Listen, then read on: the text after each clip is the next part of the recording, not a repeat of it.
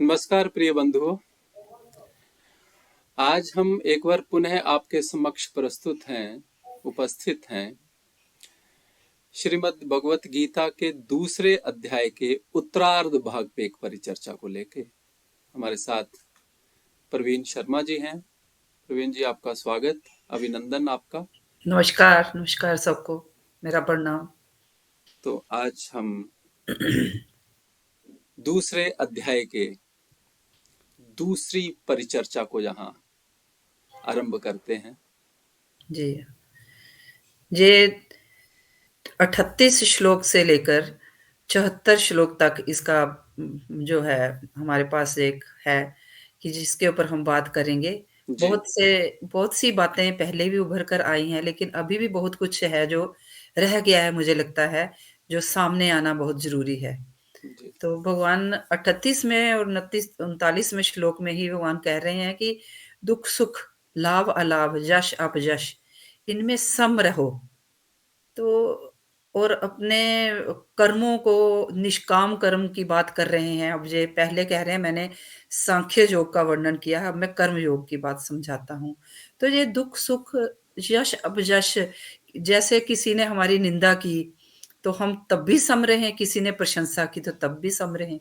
नुकसान हो गया तब भी हमें फर्क ना पड़े, कुछ मिल गया तब भी फर्क ना पड़े। तो ये समता समानता जीवन में लानी बड़ी ज़रूरी है, लेकिन कठिन भी लगता है, ये कैसा हो, ये जी, कैसे? कठिन तो है। और इसका आरंभ चाहे चिंतन से, सत्संग से है, लेकिन इसकी पूर्ण आहुति तो अनुभव और अनुभूति के द्वारा ही होगी। जी, जीवन में मैं लाभ और अलाभ से सम रहूं, जश अपजश में सम रहूं, ये सीधे सीधे संभव दिखाई नहीं देता है। जी, जी, हम कभी सुनते भी हैं कि सम कैसे रहना है लाभ लाभ पे, तब तक ये संभव नहीं, मुझे ऐसा समझ में आता है, जब तक ये अनुभव ना हो कि मैं ये शरीर और ये मन के परे एक सत्ता है मेरी, मैं चैतन्य हूं, मैं चेतन हूं। और वो उसकी अनुभूति ध्यान के द्वारा होगी। ध्यान में प्रवेश कर जब मुझे ये अनुभव होगा कि शरीर मेरा है, मन मेरा है, लेकिन मैं ना तो शरीर हूं ना ही मन हूं। अब ये अनुभूति के स्तर की बात है कि मेरा नुकसान हो गया तो नुकसान शरीर के पदार्थ का नुकसान हुआ है, मैं तो अपदार्थ हूं।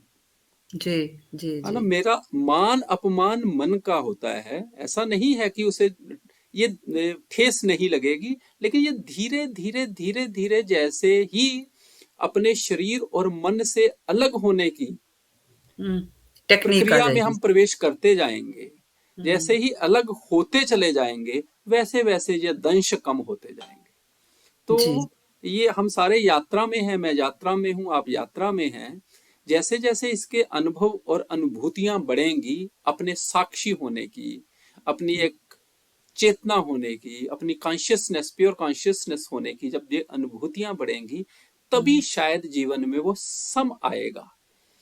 संगीत का शब्द है सम, है ना? जी, जी, सम जब भी आता है, संगीत वाले लोग जानते हैं कि पूरा एक सर्कल ताल का सिर हिल जाता है। समाप्त होने के बाद जब सम आता है तो वो आनंद की प्राप्ति वहां होती है। तो जी, जीवन में भी जब सम आता है, जो दो ध्रुवों में आदमी बटा रहता है, अच्छे बुरे, लाभ अलाभ, हानि लाभ, जश अपजश, लेकिन जब सम आता है जीवन में, तब वहां पे तृप्ति होती है, वहां पे संतोष होता है, वहां पे आनंद होता है। वाह! और वो सम आएगा अभ्यास के द्वारा ही। सत्संग उसकी पहली सीढ़ी है, चिंतन जी, उसकी अगली सीढ़ी है, फिर अभ्यास, मनन के बाद अभ्यास। जी, अभ्यास के द्वारा रियलाइजेशन में हम प्रवेश करेंगे। जी, जैसे जैसे उसके अनुभव और अनुभूतियां होती चली जाएंगी, जीवन जो दो ध्रुवों में बटा हुआ है, वो बीच में, मध्य में समता कहीं में। सम में आ जाएगा। ऐसा अभ्यास के द्वारा ही होगा। जी, जी, जी। एक मोह शब्द का भगवान बार-बार इस्तेमाल कर रहे हैं कि मोह विपन से, मोह का जाल है, ये जंगाल जंजाल है। जब आप इससे बाहर जब तक नहीं आते, तो आप स्थिर नहीं हो सकते, आप अपनी चेतना में स्थिर नहीं हो सकते। तो ये कौन-सा मोह है और किस जंगल, किस विपन की बात कर रहे हैं भगवान?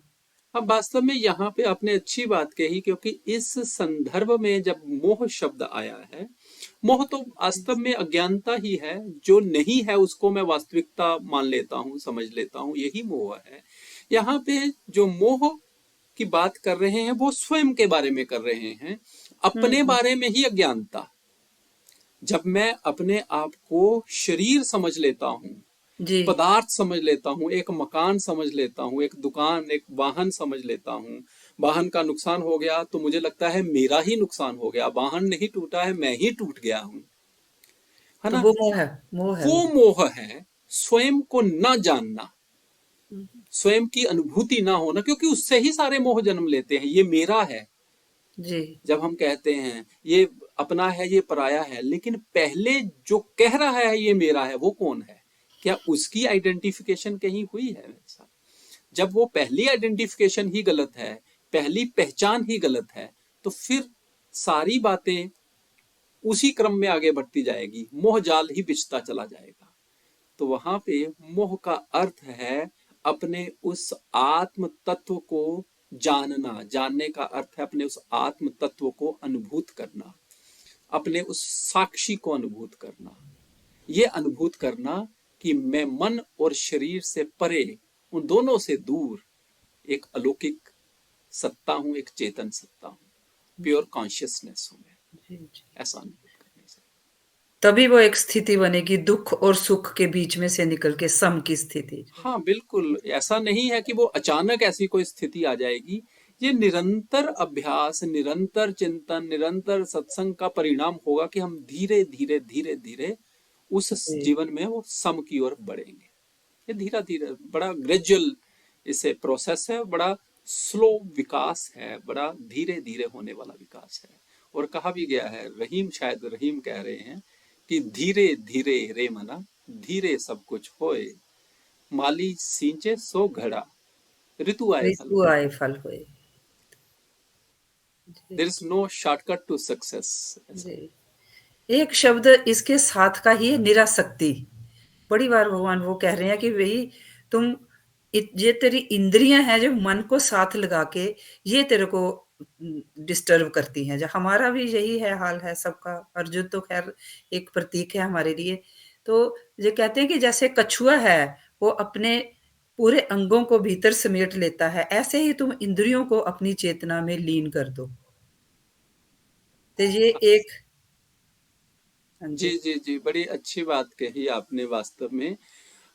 जब हमें ध्यान के बारे में पूछा जाए, जहाँ हम बताना चाहें कि ध्यान होता क्या है, तो वही जो भगवान श्री कृष्ण कह रहे हैं कि कछुआ जैसे अपने अंगों को समेट लेता है। जी तो अपने सारे विचारों को, भावों को या इंद्रियों को, सारे विषयों को समेट लेना और उसको चेतना में ही विलय कर देना, वही ध्यान है। जब जो मैंने सुना हुआ है कान से, जो मैंने बोला हुआ है मुख से, जो मैंने देखा हुआ है आंखों से, है ना, जो स्पर्श किया हुआ है, जो मैंने जो सूंघा हुआ है नाक से, जब ये सारे विषय, ये सारी बातें, मेरे इनका अंदर। धीरे धीरे विलय होने लगता है और केवल मैं एक चेतना रह जाता हूँ, जी जी एक प्योर कॉन्शियसनेस रह जाता हूँ, वही ध्यान है ना। तो वो किससे होगा? निरासक्ति। आप बड़ी अच्छी बात कह रहे हो कि अब होता क्या है कि वो जो अटैचमेंट के कारण जो इंप्रेशन पड़ जाते हैं, वो इंप्रेशन जाते नहीं। ध्यान उन इंप्रेशंस को दूर करने का नाम है। एक जी बार महात्मा गांधी से, राष्ट्रपिता महात्मा गांधी से पूछा गया था, किसी ने पूछा कि अगर आपको एक शब्द में यह बताना हो कि भगवत गीता क्या सिखाती है, तो आप क्या कहेंगे? जी इन्होंने यही शब्द कहा, महात्मा गांधी ने, कि वो निरासक्ति सिखाती है, नॉन अटैचमेंट। अब नॉन अटैचमेंट का अर्थ है कि वर्तमान में पूरा होना। 2 घंटे पहले क्या हुआ था, यदि वो पूरा समाप्त हो सकता है और मैं पूरी तरीके से अभी वर्तमान में आ सकता हूँ, तो ये निरासक्ति के अभ्यास से ही होगा, नॉन अटैचमेंट के हिसाब से ही होगा। जिसे हम आजकल लेट गो भी कहते हैं, अरे भाई जाने दो उसको, बात को। अब जी अभी अभी तक अब 2 दिन से उसी को छोड़े सोचे जा रहे हो। जी वो छोड़ना कैसे संभव है? छोड़ना तभी संभव है जब मुझे अपने होने का बोध होगा कि भाई वो जो सारी बातें हैं उसमें मेरा नहीं, ये शरीर का मान अपमान हुआ है, मन का मान अपमान हुआ है, चेतना का तो कोई मान और अपमान कर ही नहीं सकता। हम क्यों नहीं जाने देते हैं, बात को छोड़ने देते हैं? जी, क्योंकि जी। वहां पे भी वही बात है, हमें अपनी वास्तविकता का बोध ही नहीं। और जिस दिन हमें ये एहसास होने लगता है कि मैं तो इससे अलग हूं, जी, ये मेरा नुकसान नहीं है, ये मेरा अपमान नहीं है, तब उस दिन ये सारी बातें छूटती हैं। वही निरासक्ति है, जी। वही नॉन अटैचमेंट है। और कछुए ने अंगों को समेट लिया अपने भीतर। जिस दिन मैं ये सीख जाता हूं, जो भी मैंने कुछ कहा, जो भी मैंने कुछ देखा, अब मैं बैठूं और उसको छोड़ दूं। मैंने फिर यही बात है, ये लगातार अभ्यास, लंबे अभ्यास के बाद होगा, जी, जी। लंबे अभ्यास के बाद। लोग डरते भी हैं कि निरासक्ति का मतलब संसार को या परिवार को छोड़ना तो नहीं है कहीं? ये ऐसी कहीं। निरासक्ति का अर्थ होता है अधिक प्रेम करना, वाह! परिवार को अधिक संभालना, अधिक केयर करना। क्योंकि हम जो आसक्त है वो बिखराव में है, बहुत जगह उसकी एनर्जीज डिवाइडेड हैं, बटी हुई हैं वो बहुत जी, सारी जगह पे। जी, जी, जैसे जैसे आदमी निरासक्ति का अभ्यास करता है, वो फोकस्ड होने लगता है, केंद्रित होने लगता है। जिस जगह जिस स्थान पे बैठा हुआ है वहां पूरा होने लगता है। जी, और जब वो परिवार के साथ होगा तो पूरा होगा, जब वहां नहीं है तो वहां नहीं होगा। जी। वर्तमान का हर पल हर क्षण जीने का नाम वास्तव में निरासक्ति है। वाह! वो जीना सीख जाएगा जिस दिन मानव, जीना जिस दिन उसको आ जाएगा बेसिकली, उस दिन उसको बहुत सुंदर अनुभव और अनुभूतियां होंगी। तब ये समझ में आएगा कि कहीं कुछ छूटता नहीं है। हुँ, हुँ, हुँ। शायद उस समय आदमी ज्यादा केयरिंग, ज्यादा प्रेम करने वाला, ज्यादा आनंद लेने वाला, ज्यादा बांटने वाला बन जाता है। वाह! जिसको स्वयं का बोध होने लगता है, वही दूसरे को किसी को कुछ दे सकता है। बिखरा हुआ आदमी जिसको अपना ही पता नहीं है, वे किसी की दूसरे क्या को क्या। सहायता करेगा, परिवार का क्या ध्यान रखेगा? जी। तो ये बिल्कुल विपरीत बात है। जैसा भ्रम है, जैसी सिर्फ। धारणाएं, लोगों के गलत धारणाएं बैठी हैं, बिल्कुल अलग बात है। जी, क्योंकि देखिए, अर्जुन तो संसार से भागना चाहता था, कहता था कि मुझे क्यों युद्ध में, युद्ध मीन्स जो तुम्हें रोल मिला हुआ है वहां पूरा होना, हुँ, हुँ, कंप्लीट करना। वो तो उससे भाग रहा है। भगवान श्री कृष्ण ने तो उसको पूरा होना सिखाया है, हुँ, हुँ। उसको कंप्लीट होना सिखाया जी, है। तो जब बहुत सही। तक वो हमें जीवन में वो कंप्लीशन नहीं आती है, जब तक वो पूर्णता नहीं आती है, ना हम अपने होते हैं ना परिवार के होते हैं। हुँ, हुँ, हुँ, एक शेर अक्सर गुरुदेव सुनाया करते, हुँ। मैं शायर का नाम भूल रहा हूँ, ना खुदा ही मिला ना विसाले सनम, ना इधर के रहे ना उधर के रहे। करके। यही आम आदमी की एक उसके साथ एक बात जुड़ी हुई होती है कि वो जी, ना इधर का रहता है ना उधर का रहता है। जी, जी। भगवान श्री कृष्ण चिंतन की बात कर रहे हैं कि कहते हैं जैसा आपका चिंतन होगा वैसा ही आपका जीवन होगा। क्योंकि अगर हम विषयों का चिंतन करते हैं तो एक बड़ा अच्छा वो लिंक स्थापित कर रहे हैं कि विषयों का चिंतन अगर करते हैं तो उससे आपको कामनाएँ पैदा होंगी। कामनाओं से पूर्ण तो पूरी सारी नहीं होएँगी, उससे क्रोध उत्पन्न होगा। क्रोध से कहते हैं वो बुद्धि भ्रमित हो जाएगी, बँट जाएगी और आपको आगे-आगे जाके विस्मृति हो जाएगी और बुद्धि का नाश हो जाएगा और उसके बाद आपका पतन हो जाएगा। तो ये मैं ये सोच रही थी कि ये कितनी अच्छी शुरुआत कर दी है कि हम चिंतन ही अपना बदलें, कि चिंतन कैसे फिर बदला जाए कि हम विषयों का चिंतन ना करके कुछ और किया जाए। देखिए, वहां पे भी बात फिर वहीं पे आ जाती है कि मैं जी, विषयों का चिंतन तब तक वहां पे मेरी बुद्धि लगी रहती है जब तक मैं अपने आप को उनसे अलग नहीं समझता हूँ। मैंने जो आंखों के द्वारा देखा, जो मैंने स्पर्श किया, जो मैंने सुना, जो मैंने कहा, उसमें ही तो विचरता रहता हूँ जी। जीवन भर। क्योंकि मैं उससे परे अपने आप को जानता ही नहीं हूं, समझता ही नहीं हूं। और कोई तरीका नहीं है। हुँ, उसका हुँ। एकमात्र तरीका ही यही है कि अपने मैं आप को। स्वयं को मन और शरीर से अलग करूं, वहां जहां मैं अलग हूं वहां स्थित हो जाऊं, उसका जी, अनुभव करूं कि ये जो विषय हैं, ये इंद्रियों के विषय हैं, मैं ये नहीं हूं, मेरी सत्ता इनसे अलग है। यह उपकरण शरीर रूपी उपकरण मिला है, मन की शक्तियां मुझे प्राप्त हैं, लेकिन इस्तेमाल करने वाला मैं इनसे अलग हूं। वाह! और जब ये बोध होता चला जाएगा, तब मैं अपने उन गुणों का विकास करूंगा, तो मैं अपने आप में स्थित रहना शुरू करूंगा। वाह, वाह! ऐसा ही है। हम बड़ी बार देखते हैं कि पुरानी पिक्चरों में ऐसा दिखाया गया है कि कोई एक राजकुमार है, बचपन में बिछुड़ गया और किसी किसान के घर में जाके पैदा हो गया। हुँ, और जब पिक्चर अपने अंत तक पहुंचने लगती है तो उसको पता लग जाता है कि वो तो राजा का पुत्र है। हुँ, हुँ, और जब ये बोध होता है तो सब कुछ प्राप्त हो जाता है, जो भी हुँ। उसको मिलना जी, है। जी, जी। वैसी ही बात हमारी है। जब तक हम अपने आप को शरीर या मन समझते रहते हैं, हम दुखी रहते हैं, हम चिंतित रहते हैं, हम अपने आप को छोटा मानते रहते हैं। लेकिन जैसे ही ये बोध होता है, जैसे ही ये अनुभव होता है कि मैं तो चेतन हूं, मैं चैतन्य पुरुष हूं, मैं अमृत पुत्र हूं, तो बस वहां से मेरी दुर्बलता, वहां से मेरा असहाय विवशता, विचारापन, चिंता, शोक, व्याधियां इसी एक रियलाइजेशन से मिट गई कि मैं वो हूं ही नहीं जो मैं अपने आप को मान रहा हूं। जी, जी, जी, जी। तो ये बोध के द्वारा, ये रियलाइजेशन के द्वारा, ये आत्म साक्षात्कार के द्वारा ही संभव है। जी, जी। ही आप संभव उस स्थिति की बात कर रहे हैं जब भगवान कहते हैं कि एक सागर की तरह, एक सागर में जैसे सारी नदियाँ मिलती हैं लेकिन वो फिर भी शांत रहता है। तो हम पूरे सारा कुछ है, पदार्थ तक जगत है, भौतिक चीज़ें, वस्तुएँ पड़ी हुई हैं, लेकिन हम एक सागर की तरह हम शांत हो जाएँ, बिल्कुल स्थिर स्थित प्रतिज्ञ जैसे वो भगवान श्री कृष्ण स्थित ने शब्द। प्रज्ञ हाँ बोला जा रहा है उसका, लेकिन हाँ जी। वही बात है। मैं शांत की तरह, सागर की तरह शांत होना नहीं है, मैं सागर की तरह शांत ही हूं। ही हूँ, मैं भूला पहले हुआ से हूँ ही मैं। सागर की तरह शांत हूं, केवल इसका रियलाइजेशन हो जानी है।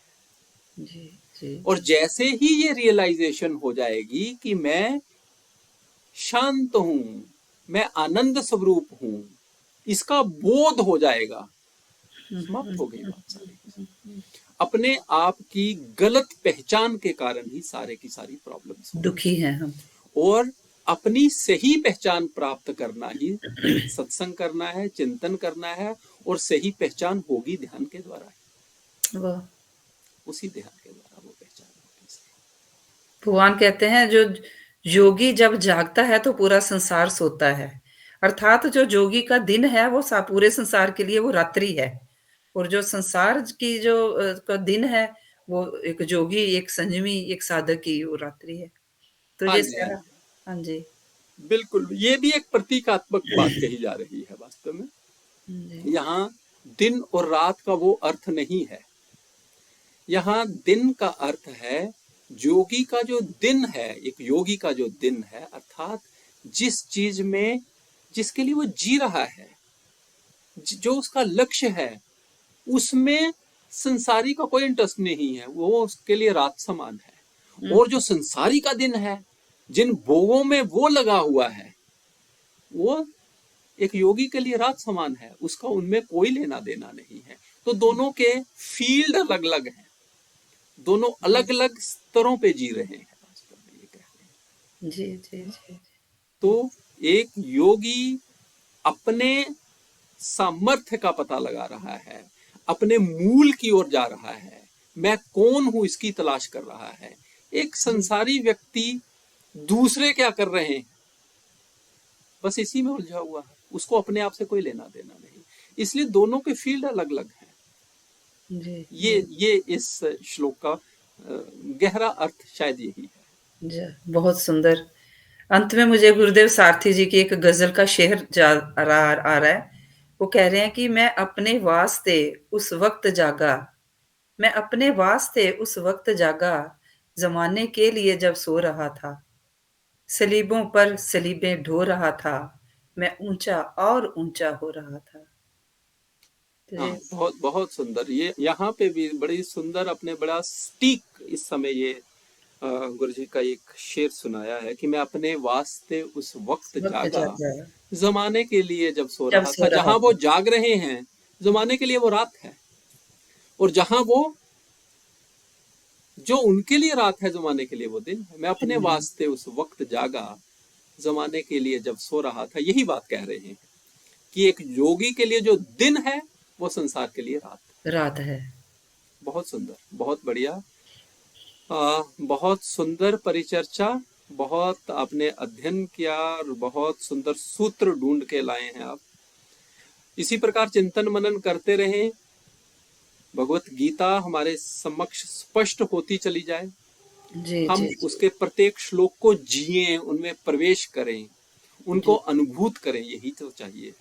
जी, तो आपने लेकिन बड़ी सुंदरता से सारी बातें रखी, जी, और सुनने वालों से एक बार पुनः हम अनुरोध करेंगे कि अपनी फीडबैक हमें देते जाएं, अपने विचारों से, भावों से, सुझावों से हमें अवगत करवाते जाएं।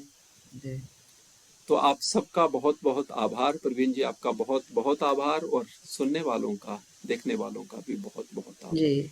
सबका बहुत-बहुत आभार और जल्दी हम फिर से आपके लिए कुछ नया लेके आएँगे। तब तक के लिए प्रणाम, नमस्कार। जय सिया राम। जय सिया राम।